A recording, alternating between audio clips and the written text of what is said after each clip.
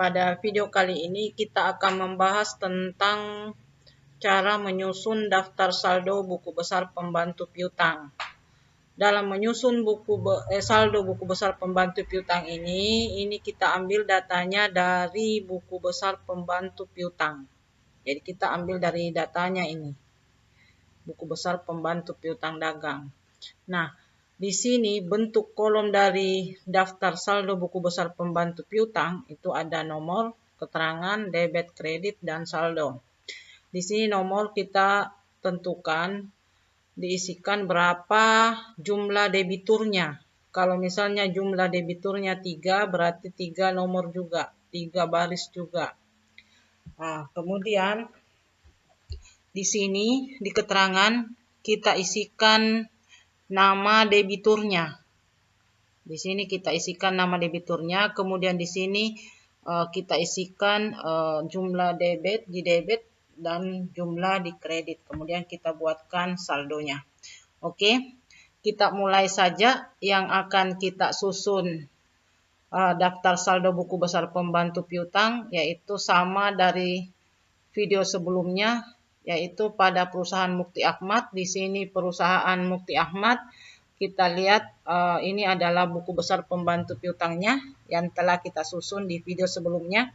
Nah, inilah yang akan kita pindahkan atau akan kita buatkan daftar saldo.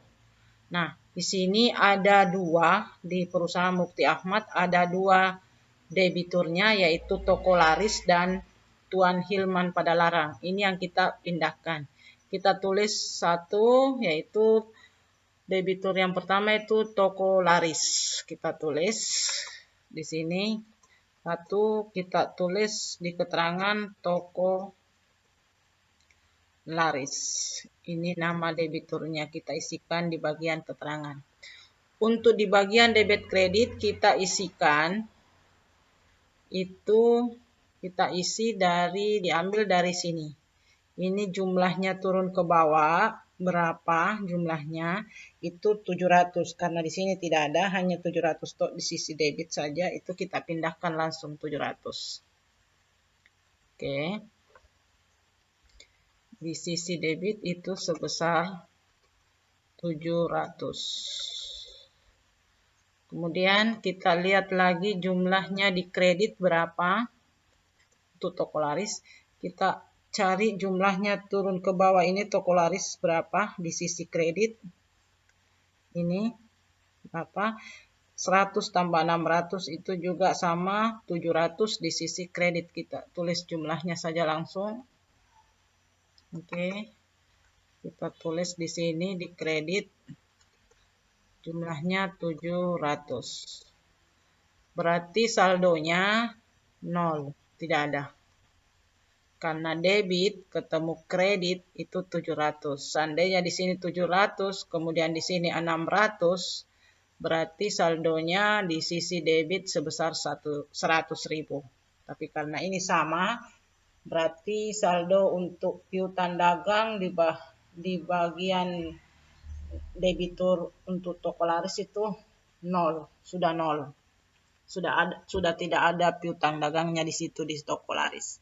Oke, kita lanjut untuk yang kedua, debitur yang kedua, yaitu kita lihat, yaitu ini Tuan Hilman Padalarang.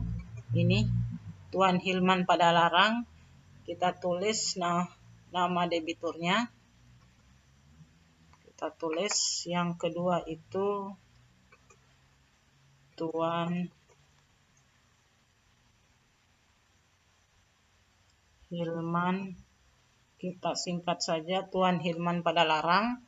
Nah, untuk menentukan debit kreditnya kita lihat lagi di buku besar pembantu piutang. Ini kita jumlahkan turun ke bawah di sisi debitnya. Ternyata hanya 100, di kreditnya juga 100. Oke, kita tulis.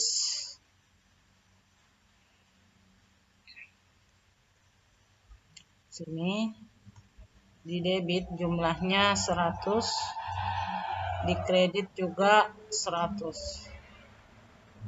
Oke, coba kita cek. lagi di mana ambil 100. Jadi kita ambil 100 itu dari jumlahnya ini turun ke bawah, ini 100 di debit, kemudian ini ke bawah juga 100. Kemudian kita cari saldonya. Di sini saldonya 100, di debit 100, di kredit 100, berarti saldonya juga 0. Oke, kita jumlah. Ini jumlahnya 800, ini kan saldonya sudah jelas 0. Nah, kita cek apa betul 0, kita jumlahkan ini.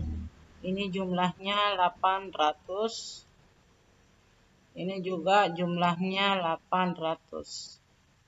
Nah, ketemu debit dikurang kredit itu dapatnya saldonya 0 karena 800 di debit, di kredit juga 800, berarti dia bersaldo 0.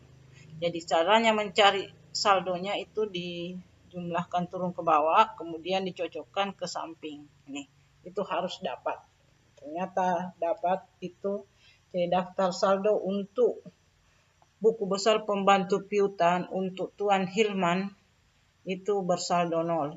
Tuan Laris juga sudah 0, berarti buku besar pembantu piutangnya itu nanti sudah saldonya sudah 0. Oke. Cukup di sini saja untuk pembahasan mengenai daftar saldo buku besar pembantu piutang. Untuk lebih jelasnya kita dapat lihat di tabel ini. Ini adalah tampilan daftar saldo buku besar pembantu piutang. Untuk sebelum mengakhiri video ini, jangan lupa like, komen, subscribe di channel YouTube saya. Terima kasih. Assalamualaikum warahmatullahi wabarakatuh.